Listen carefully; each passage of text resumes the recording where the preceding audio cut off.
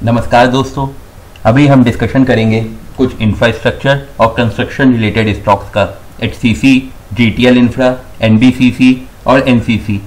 तो दोस्तों इन स्टॉक्स को हम देखेंगे कि मार्केट में इन स्टॉक्स को लेकर क्या न्यूज़ चल रही है और चार्ट के माध्यम से इनका डिटेल्ड एनालिसिस करके फ्यूचर टारगेट्स को प्रिडिक्ट करने की कोशिश करेंगे।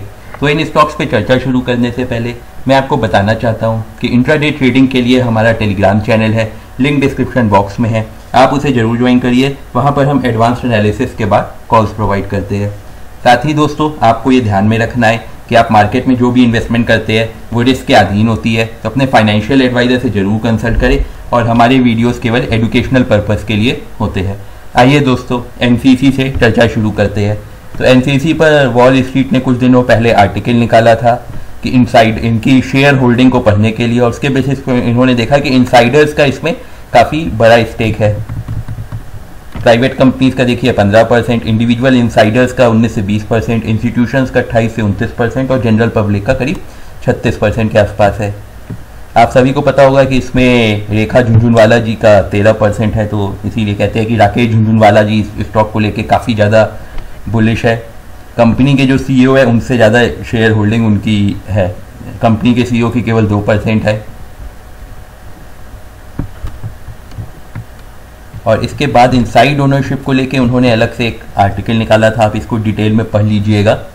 बट मोटा मोटा ये है कि इनसाइडर्स में जो 54 बिलियन की कंपनी में 11 बिलियन के जो शेयर्स है वो इनसाइडर्स होल्ड करते हैं और जनरल पब्लिक के पास भी 36% का स्टेक है। तो ये काफ़ी इंटरेस्टिंग आर्टिकल लगा था मुझे कि इन्होंने काफ़ी अच्छा एनालिसिस किया है शेयर होल्डिंग पैटर्न का NBCC को लेके। आइए दोस्तों अब हम स्टॉक्स को चार्ट पे चर्चा करते हैं। तो यहाँ पे देखिए ये स्टॉक पिछले कुछ टाइम से आपका 100 डे का मूविंग एवरेज का काफ़ी स्ट्रॉन्ग सपोर्ट ले रहा है और काफ़ी रिस्पेक्ट कर रहा है। पहले भी लिया 1 2 3 4 बार लिया, फिर यहाँ भी 2-3 बार रिसेंट में लिया है। तो अभी दोस्तों ये स्टॉक हमारा 100 डे के मूविंग एवरेज से काफ़ी ऊपर है और एज सच रेजिस्टेंस और सपोर्ट के बीच में है, तो हमें इस स्टॉक को यहाँ पे नहीं खरीदना चाहिए। मेरा मानना है इस स्टॉक को हमें करीब 83 रुपीज़ के आसपास खरीदना चाहिए अगर वहाँ तक प्राइस जाती है, क्योंकि वो एक सपोर्ट एरिया दिख रहा है हमें। मैं आपको 3 मंथ्स के चार्ट पे दिखा देता हूँ। यहाँ पे ये देखिए ये एक सपोर्ट एरिया हमें निकल के आ रहा है। अभी यहाँ पे है 83 और 88 पे यहाँ पे, और ये देखिए 83 एक इसका अच्छा सपोर्ट एरिया बन सकता है क्योंकि पहले ये रेजिस्टेंस एरिया था। तो आप इस स्टॉक को 82.5 83 के आसपास खरीदिए। स्टॉप लॉस हमें 77 के नीचे, तो मैं 76 का प्रीफर करूँगा। आप स्टॉप लॉस लगाइए और टारगेट दोस्तों इसमें आप 100 रुपये तक के एम करके चल सकते हैं। वॉल्यूम्स आजकल कुछ खास चल नहीं रही है इस स्टॉक में। RSI न्यूट्रल है। एक बार मैं बॉलिंगर बैंड लगा लेता हूँ। तो बॉलिंगर बैंड का भी देखिए जो अपर एरिया है वो करीब यहीं पे है, तो यहाँ पे ये स्ट्रॉन्ग रेजिस्टेंस है इस स्टॉक के लिए।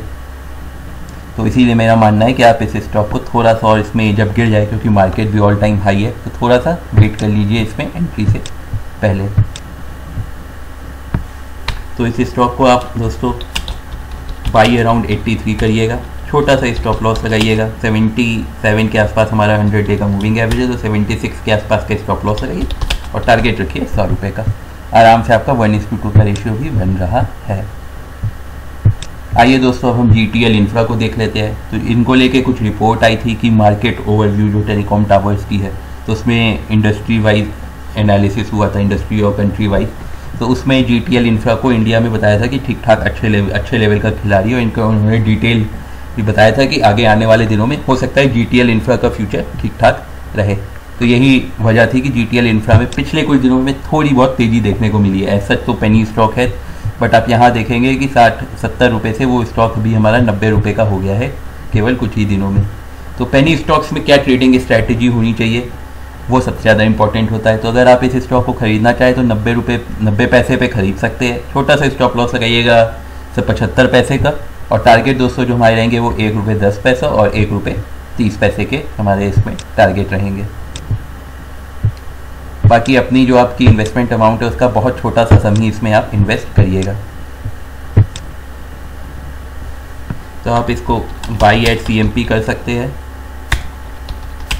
स्टॉप लॉस आपको 0.7 या 0.75 या 0.7 का लगाइएगा। टारगेट जो हमारे रहेंगे वो इसमें ₹1.10 और फिर ₹1.30 तक के टारगेट्स रहेंगे। तो ये थी दोस्तों मेरी एनालिसिस GTL इंफ्रा को लेके। सबसे इंपॉर्टेंट चीज़ लेकिन जो होती है पेनी स्टॉक में, इन्वेस्ट वेरी स्मॉल अमाउंट, ये बहुत इंपॉर्टेंट चीज़ है क्योंकि हमें रिस्क मैनेजमेंट का ध्यान रखना है।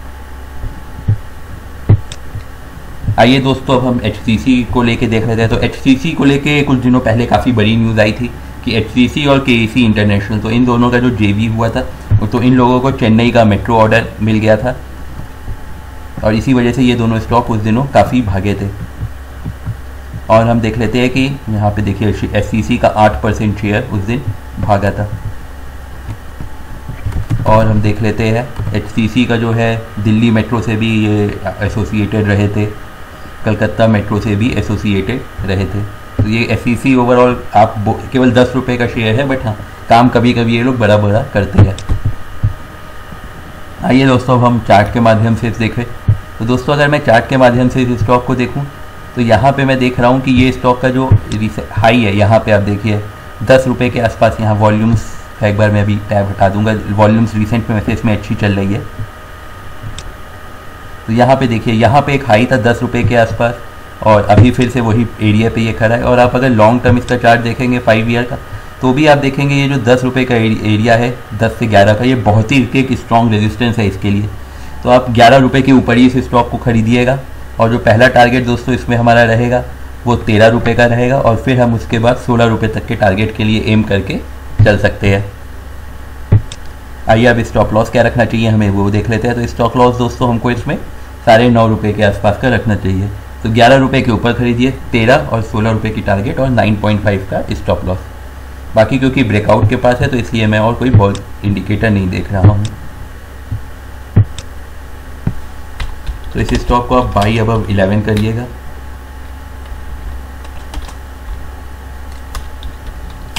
स्टॉप लॉस 9.5 का रखिएगा और टारगेट्स जो हमारे रहेंगे वो 13 और फिर 16 रुपये तक के टारगेट्स हमको देखने को मिल सकते हैं। तो ये थी मेरी एनालिसिस HCC को लेके। आइए अब हम NBCC को देख लेते हैं।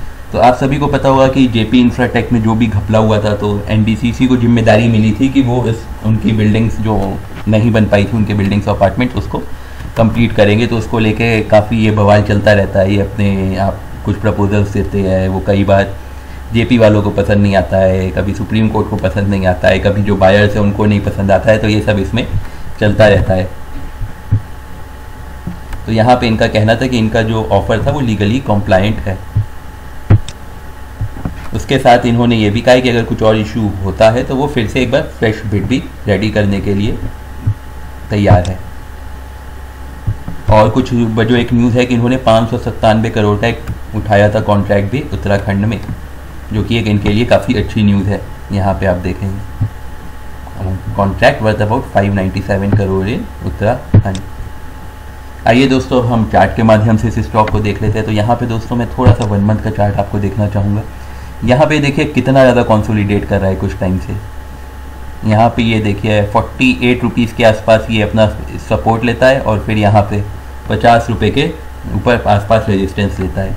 तो मेरा मानना है दोस्तों आप इसे 48 रुपये पे जब आपको ये स्टॉक मिले आप तभी इसको खरीदिएगा, क्योंकि आप सपोर्ट के पास खरीदेंगे तो बहुत छोटा सा आपको स्टॉप लॉस लगाना पड़ेगा। आई विल यहाँ पे 44 रुपये के नीचे 43 रुपये का स्टॉप लॉस लगाइएगा। और जैसे ही ये स्टॉक हमारा आप कह सकते हैं 54 रुपये के ऊपर जाएगा तो इसमें फिर से आग लग सकती है 60 रुपये तक के टारगेट्स के लिए। एक बार दोस्तों मैं इसमें बॉलिंगर बैंड को भी देखना चाहूँगा। तो बॉलिंगर बैंड से भी कह रहा है कि ये देखिए ये रेड वाला आपका करीब 47 रुपये के आसपास आ रहा है। तो यहाँ पे लेकिन ये 48 रुपये आई थिंक अच्छी प्राइस रहेगी इस स्टॉक को खरीदने के लिए। थोड़ा सा और गिर जाने दीजिए तो आपका क्या पता 48 रुपये पहुँच जाए तो आपको 2% का एक्स्ट्रा बेनिफिट हो जाए। तो इस स्टॉक को आप बाई अराउंड आप 48 रुपये के अराउंड करिएगा।